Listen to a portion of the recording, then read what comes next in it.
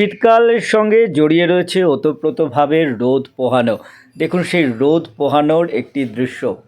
এই যে ষাঁড়টি সে রোদ পোহাচ্ছে। সাত সকালের কৃষ্ণনগরের অষ্টম পর্বে আবার আপনাদেরকে নিয়ে এসেছি কৃষ্ণনগর পোস্ট অফিস মোড়ে, যেখানে এই কালো রঙের ষাঁড়টি একেবারে রাস্তার মধ্যিখানে ন যজৌ ন তস্থৌ হয়ে দাঁড়িয়ে আছে।